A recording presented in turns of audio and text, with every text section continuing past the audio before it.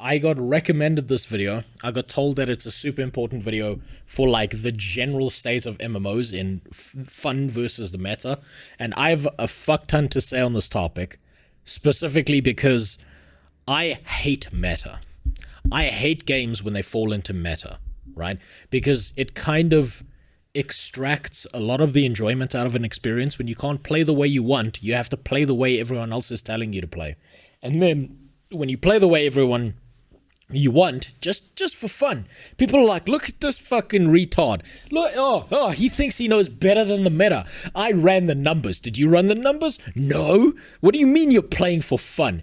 Eat shit. That's what happens in every healthy MMO community. So let's see what he's got to say about the fun versus the meta of MMOs. Okay, so recently, in the Guild Wars 2 community, I am a Guild Wars 2 player, as some of you may know. If you don't play it, that's... Yes, I'm aware of that because I used your face in one of my videos. It's fine, just know it's an MMO. That's really all that's needed for this discussion. There has been a lot of kickback from people because recently I dared to do a boss with a different build. And it got me thinking, because I've played MMOs for about 20 years, chat, since EverQuest 1. Now you see, there's his big mistake, right? He's already told you what his big mistake is. See, his big mistake was listening to anyone else's opinion when playing an MMO, right? What people don't realize is that MMOs are actually just solo experiences, and when you interact with other people, you're not interacting with people. You're interacting with NPCs who just so happen to inhabit a human body, who think that they can tell you how you should play a game, right? You should play a game however the fuck you want to play the game. And I say this as someone who's gotten my ass beat by people who play the game just better than me. And I'm not going to go do what they do, even though I could. It's just not fun. I have played MMOs, EverQuest 1, EQ2, World of Warcraft, Guild Wars 1 and 2, WildStar, Rift, Black Desert Online, tried Elder Scrolls Online, tried Final Fantasy XIV. Didn't really take to those, but I've been playing about 20 years of MMOs. I've led server first, I have done endgame raiding for decades, and I had some thoughts on this. You see with his list there, this is how you get in trouble, is you reveal the MMOs you've played, right? Because there's going to be someone who's like, so you're not a real MMO player because you didn't play any MUDs back in the day. That's where real MMOs started. Like, is it okay to play a fun spec and not the meta spec? So the first thing I want to say about that, what is meta? Okay, and I'm not talking about the Zuckerberg thing, screw that.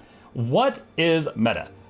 What is it that makes a meta spec? My opinion on what makes a meta spec is that it is when something is so good, the whole community adopts it. They decide this is the way, this is the most efficient way of doing this, or it's the easiest, or it's the biggest numbers. We're gonna do this. We are all going. Yeah, I agree with him. It's when there's like a collective agreement that this thing is the thing to do and everyone just kind of follows along with it and applies no critical thinking whatsoever. And then some guy later on like comes along and he's like, guys, this is not actually the best build. You should do this other thing if this isn't your playstyle, and you'll find a fun, better way to play the game, and then everyone just shits on him, even if he's right. To do this, and this is the way, and people that don't do this are wrong. Then it goes up on guides, websites, everybody copies it. Now, sometimes it's pretty simple. If you're a damage dealer, if you're doing the DPS, it's which build does the most numbers. It's just simple math, you know? It's up to you to not stand in fire. You are to be the glassiest cannon that ever fired. All right? For a tank and a healer, there's usually more to it than that. It's not common the healers have to get the highest HPS possible, healing per second. It's usually they have to do enough to keep people alive, then maybe... So what he's talking about when it comes to healers is effective healing versus overall healing, right? It doesn't matter that you've got the highest healing number if everyone else is fucking dying and you're just healing one damage off of a tank every split second and everyone else is fucking dead. That doesn't help. Effective healing is how much actual healing you're doing to everyone who's critical to make sure that the fight goes down the right way. Do as much damage as they can outside of that, and also be providing some utility at the same time. For tanks, it may be the highest mitigation they possibly can, and then it's just, can they hold aggro? But it depends on the MMO in that discussion. You know, some Guild Wars 2 has very little tanks at all, but again, depends on the MMO. But the meta, you know, changes. The meta is almost like a living, breathing organism. It changes patch to patch and based on needs and things like that. So when is meta a requirement, and when is it just a recommendation, and people kind of forget that, and then they just get like a stick up their butt and they kick? It's a requirement, I think, that you have a spec that at least can, at bare minimum, accomplish the goal you are looking to do. So if you need a minimal amount of DPS, for example, to kill a boss, then you should have a spec that is, at bare minimum, doing enough damage at the lowest threshold that you can kill that boss. There's like a very big difference between build variance and just being outright retarded. I know this because I played a hunter. And when I learned the difference, I was like, wow, I've been retarded. Levels 1 through 60. And for a little while after that. And when I figured it out, I was like, oh, okay. Okay, now I'm a little less retarded and a little bit more useful. It's meta, the way people put it is that it's like, it's the absolute best of the best and you have to do it, right? But you don't have to follow the meta. And sometimes, by playing something anti-meta, you get to counter what is the meta and make everyone else look like a dumb bitch. Kick you from the group just because you're not playing the right thing, even if it's completely not necessary. For that, I want to share a few examples here. I want to introduce you to Brutalis. Oh no. Brutalis was a boss in Sunwell Plateau. Now this was in early World of Warcraft. Wait, now, hold on. Is he gonna talk about... No, sorry. Warlock tanking is something else. That's something completely different. But based on the amount of shadow bolts I'm seeing here, this might be one of the Warlock strats that was meta. Now, I did this when it first came out. Not during this reboot thing, but when it first came out, I did Brutalis. Now, Brutalis is a very easy fight, strategically. Straight up, yes.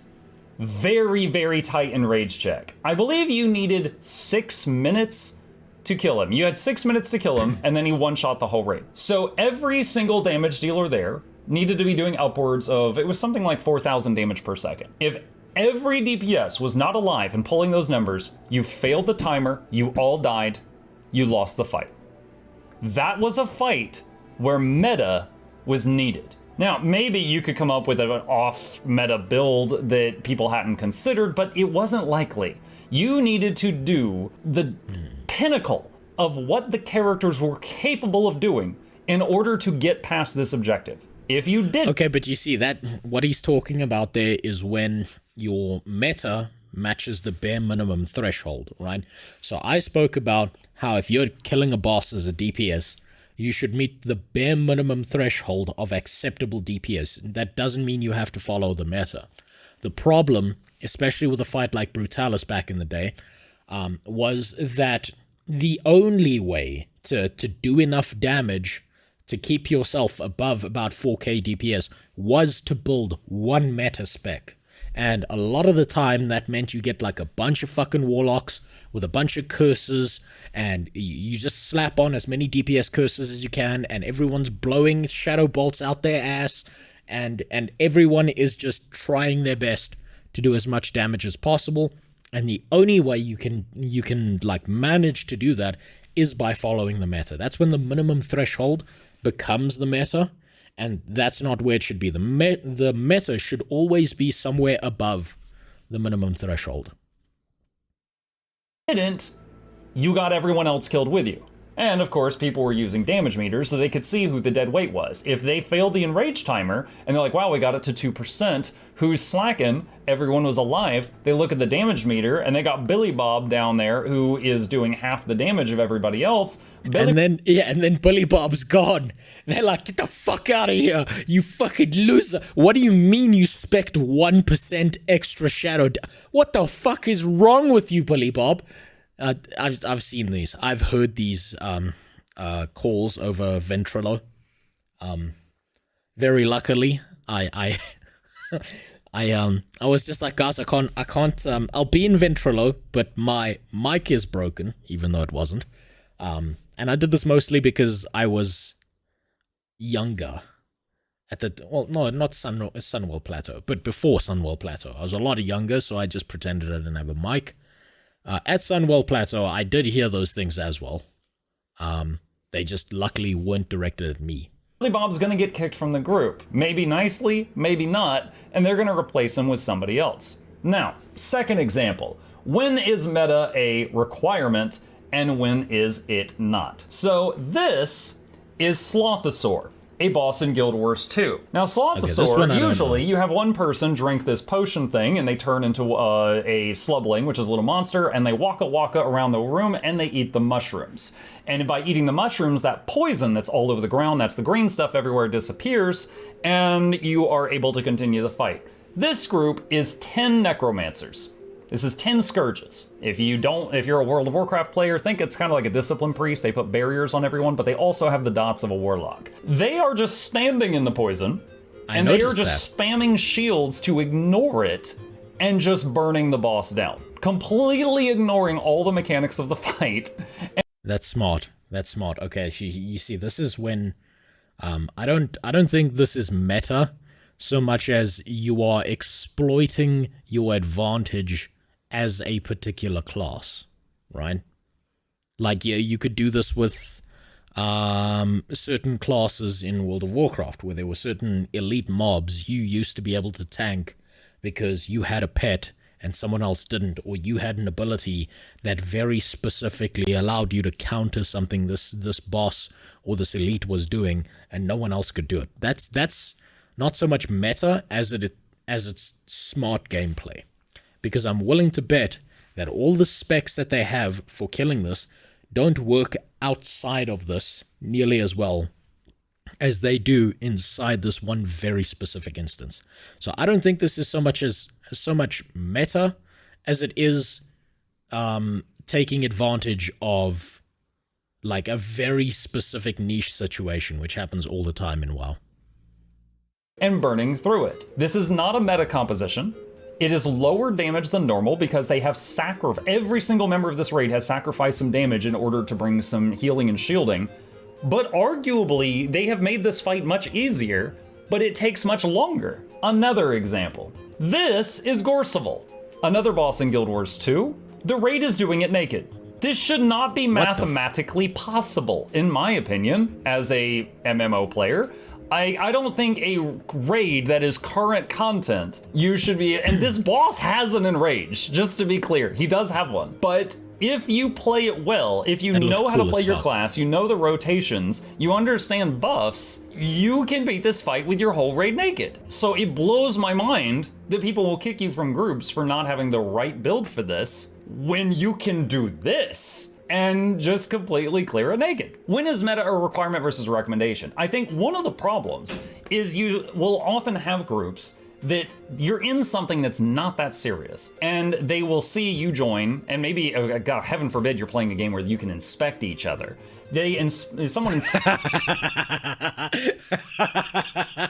I'm sorry.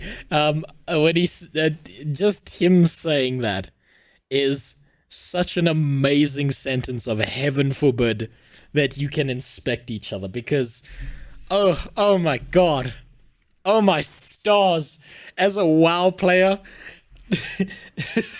sometimes you inspect someone else's like talents or spec and you're just fucking amazed at their options. Back in Burning Crusade, I remember we were doing Kale Thus, and the tank kept on dying. And I think he must have died 3 times before someone just inspected him, and we realized he was in Fury spec. Which, for anyone who doesn't know WoW, that's damage. That's not tanking. Protection is, you know, protection's where he's supposed to be. But he was full Fury, and he had a shield out, and he was pretending to be a tank, and he pretended to be a tank all the way until Kael'thas. And then we wiped a bunch of times, and someone inspected him, and everyone got so mad. The second, I think it was a priest inspected him and was like, hold on, what the fuck is this? And then he was just like, why are you in Fury spec? And everything broke down after that. It was incredible. Everything broke down kind of like my Twitch connection. Inspects you. They see what you're using. It's not what they think is the right thing, and they just kick you outright, and they haven't even seen you try. Now, non-meta examples that can make things safer. When could you going off meta be helpful to the group and not a hindrance to the group? All right? For that, I want to pull up Mighty Teapot doing a raid where the whole raid is in full Celestial gear. If you don't play Guild Wars 2, it is a gear combination. Most people that are glass cannons in this game use Berserker gear, which is high power, high crit chance, and high crit damage. Celestial has every single stat. Power, crit chance, crit damage, hit points, armor, healing power, condition. Sounds good. Why is everyone not using full Celestial? Base damage, everything. However, it is, because it's everything, it's lower numbers, but it's across the entire board, but it has a higher stat value than other sets of gear. So they tried to do raids where every healer, tank, and damage dealer had full Celestial gear. The fights were longer, they took more time, and they were a whole lot easier. Because even the glass cannon DPS were tanky. They still had more than enough power output to absolutely destroy every single enrage timer. They stomped every single one of them with no problems at all. Yes, but there is some fucking guy who is in control of a guild, who is really up his own asshole and needs everyone to be in the highest tier gear. Because if they're not, then he's lost control over the group. And if he's lost control over the group, that means that his in-game life is a reflection of his life outside of the game, where everything has fallen apart, and he can't handle that. So, I'm sorry to tell you this, Mukluk, but you don't understand the kind of emotional effect this has on someone who requires control over everyone else in the raid. You should try that in your second Guild Wars run. I might. I've got to start my second Guild Wars run soon, actually. There are, I think, 3 main videos I want to focus on after I'm done with the Blue Protocol video that I'm editing now. I'm just hoping that I don't die of old age before I get the Blue Protocol video out, because my god, do I have so much to edit. All, unless someone failed a one-hit kill mechanic. This is an example of these guys did a non-meta thing that made the fight safer, but it took more time. So many people in the MMO, player base and community will look at that and they will think, oh, well, they did it wrong. I personally, and now this is going to, vary based on person. If they did it wrong, they would have all died and the bosses would still be alive. They did it off meta, and there's nothing wrong with that. A person. I personally will take a group that will guaranteed get a kill, even if it takes 6 minutes instead of 5, rather than a group that's doing a risky strategy where we might have to do it again, and maybe we wipe twice and then get a kill, and then we spent 15 minutes there. So that is an example of, the 10 skirts thing, the full Celestial gear thing. Those are examples of not meta things that made the fight safer for their group. It just totally depends on what you're doing. But communication is important there. You need to talk to your party about what you're doing. You wouldn't just join a group and just drop a bomb. No, communication's not important. That's how you get kicked from the group. Hey guys, I'm doing the off-met band. Kicked out. Reported on Reddit. Someone's made a post about how retarded you are. And it's like 25 pages long.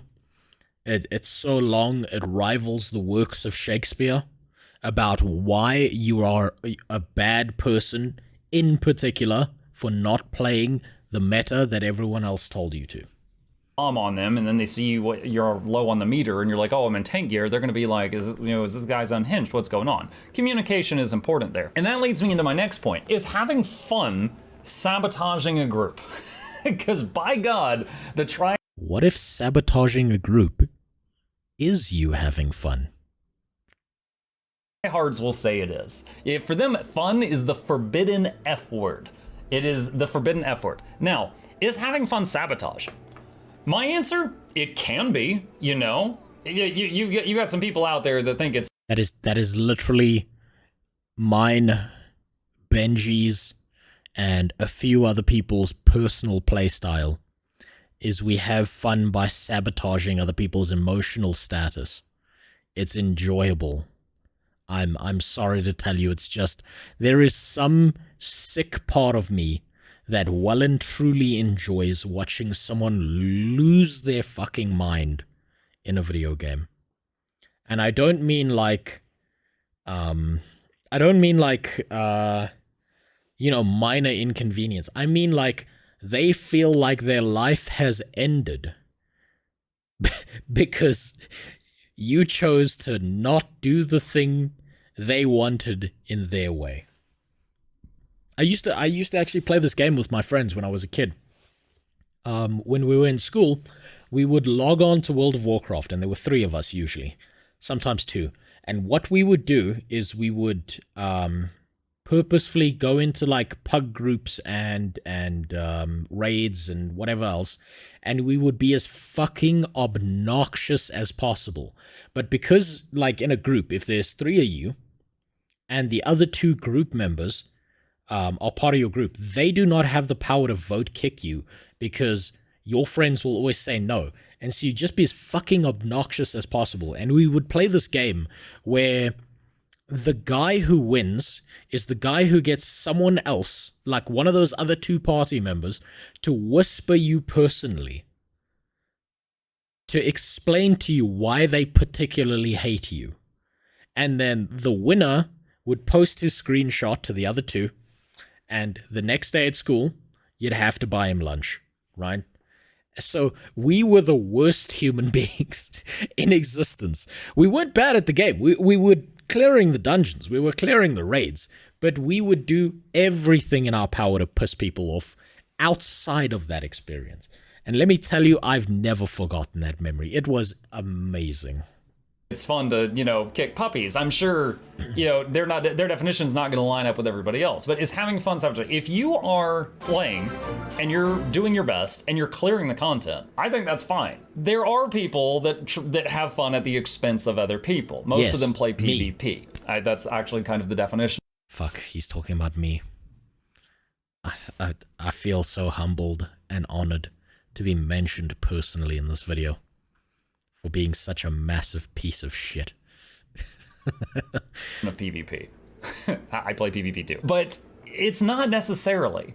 Someone joining a group and they're playing an off-meta build, maybe they're just trying stuff out, maybe my camera's out of focus here, hang on. Is it sabotaging a group? No, I don't think it necessarily is. Yes, there are some bad eggs, but there are some bad eggs in every category. The tryhards have bad eggs, the PvP players have bad eggs, the raiders have bad eggs.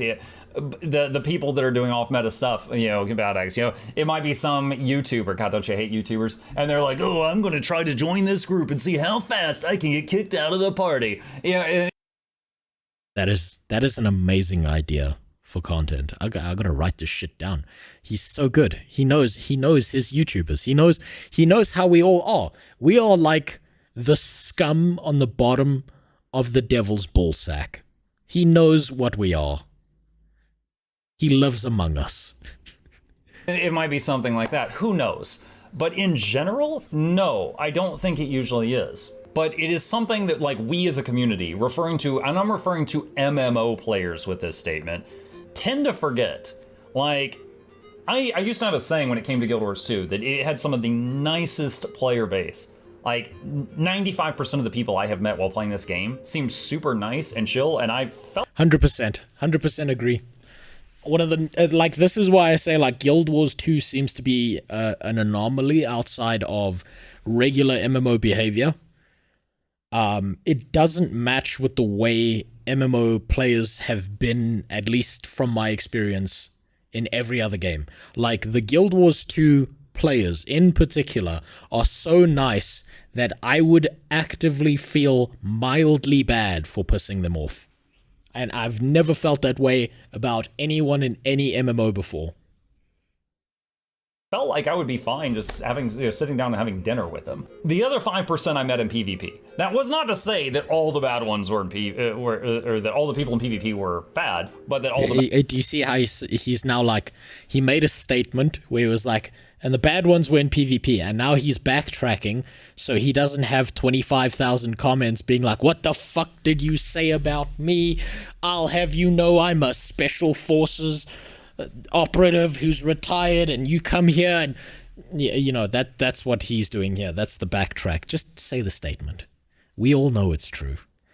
PvP players, like me, are pieces of shit on the inside. It's true. And we don't lean away from it. We actively enjoy it.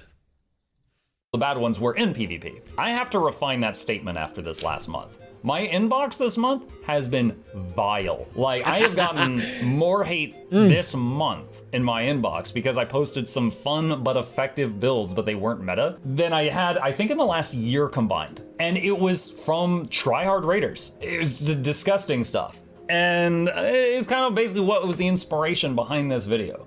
So yeah, that's basically it. Just maybe this would open the eyes of a few people out there, but it is absolutely possible to do, you know, fun builds or even effective non-meta builds in all forms of content that, you know, that just aren't meta. But you... Okay, but if that's his conclusion to this, I'm trying to think, like, who doesn't know this? Like, who isn't aware that there are off-meta builds that are effective and fun to do and fun to play because they're both unexpected, people aren't ready for them, and everyone's trying to, like, actively counter the meta. So if you're completely outside of that sphere of existence, you can have fun, play the game, and achieve something. Who is not aware of that? But also, to his previous statement, you know you're hitting the nail on the head when you're getting death threats from, like, particular groups. So, like, I remember I went when I made a video and I made a joke about a League of Legends player, and there was a guy like, I made a general joke about League of Legends being one of the most toxic fucking places in existence, and there was a guy who commented under that video. He emailed me a death threat. He actively went to other MMO YouTubers and stuff and tried to, like, start shit between me and them, right? To the point that I was like, maybe I should, like, message some people just so that they know, like, when I'm, like, making a joke in a video about them, that there's no ill intent meant behind it, that I'm actively just making a joke because I think it's funny. Holy shit. But that told me I hit the nail right on the fucking head. That's an extreme way of knowing you're doing something right. It is. It very much is. If you are not actively pissing someone off in your life, someone who is completely unhinged, isn't royally pissed off by your behavior, can you really say you're doing something effective? Communication is important. For example, the most recent one with me, there's a trait Druid can take in Guild Wars 2 that drastically ups their healing output, but you no longer give a buff that people assume the Druid's going to give. If you're going to take that, you need to talk with your party and make sure someone else has that buff covered. If they do, great. If not, maybe rethink what you're doing, you know? And, you know, for some fights, you don't need that much healing output. You could just be like, you know what, I'll take care of the buff for this one, you just do more damage on this one, I'll swap back. Communication's important if you're going to be doing experimentation representation, stuff like that. But yeah, you know, essentially that's basically my thoughts on that. Just everyone in general, you know, take a chill pill. It's a game. The point of it is to have fun. And if you can find ways of having fun while still being effective at the game, it is the most wonderful feeling. And you know what? It definitely is. He's 100% right. Relax. It's just some fucking pixels on a screen. One day the servers are going to be shut down and all your achievements, everything you've built up, are going to be gone forever. And the only thing you're going to be left with is the memories you made. And you can either have a memory of having a good time, doing something wacky or weird, or enjoying yourself, or pissing someone off, or you can go out of your way to just bitch and complain about meta and have zero fun memories, because no one's gonna care 5 years from now that you were the top passer in your guild. No one's gonna care that you got, I don't know, more waypoints in Guild Wars 2 than anyone else. No one's gonna care about that, right? The memories you make are the trophies you keep with you your entire life. The internet is full of autists who can't read humor. In real life, these people eat the same lunch for 25 years at their job doing Q&A on a production line. I mean, if I had to do 25 years of eating the same lunch every single day and doing nothing else but QA on a production line, I'd also be the worst human being in existence.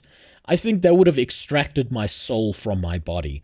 So I can understand that these people have like lost their humanity and stuff. But you've got to find a way to get it back. But yeah, no, I 100% agree with you. The internet is full of I wouldn't even call it autists, because at some point, autists get to this like point where you just stop giving a fuck. And there's some kind of satisfactory enjoyment that you get out of, you know, something. The way things are, the way you've like just perfectly set things out in this very weird way that works just for you and no one else. Like, there's some satisfaction there, but a lot of them are just really fucked. If you're, you know, grouped up with someone that doesn't think the same way that you do, that's fine. Part ways. Find other people to group with that share the same mentality as you. If it's biggest number Unga Bunga, then great. Find more Unga Bungas and you guys can go Unga Bunga together, and they can go over there and they can do arts and crafts together. It's fine, but you know, no need to, you know, harass each other and stuff like that. All right. How are the Unga Bungas going to do arts and crafts though when they keep eating the glue? That's what there's a flaw in his logic here. If the Unga Bungas care about the big numbers, they're not arts and crafting. They're eating that fucking glue. That glue is lunch. It's actually the lunch you were talking about, Brux. Is yeah, their 25 years of lunch is just glue. That's it. You know what? I'm very curious. I put a lot of, I spent quite a bit of time gathering my thoughts on this one. But if you've got any questions, problems, thoughts, concerns, anything like that, put it down in the comment section below. I will read it. If you're freaking weird, I won't respond. So yeah, that's basically it. Okay, so I think this was more like a rant video from him. It's decent enough that I want to like it because somewhere in here he said something about speedrunning getting banned from groups or something, and that sounds like a fantastic video idea. But I think this was more of a rant video than anything else. I was expecting something a little bit more structured, but I do get where he's coming from, and I understand his frustration because there's people out there who just like, they think that because you've got the biggest number that makes you the most amazing person in the world, when that is in reality just your ego taking over. And the second that raid or that DPS fight is over, everyone's forgotten. Yeah, I remember 0 names from World of Warcraft raids of people who were at the top of the DPS list. I remember 0 of their names. None of them mattered. I'll tell you what though, I do remember the guy who did something funny. I remember the guy who made something memorable happen. I remember being in the Ulduar raid. I remember the guy who, instead of getting in the fucking tank, decided he was going to sprint his way through the beginning of Ulduar. I remember him, but I don't remember any of the DPS who were at the top of the list. Because that's just not memorable. So if you play a game purely for meta, purely for optimizing the fun out of it, sure, you'll be the best, but understand that you're the best for now. And after that, no one cares. But yeah, enough of that video. That was far less structured than I thought it would be, but you know, it's still a good video, still decent.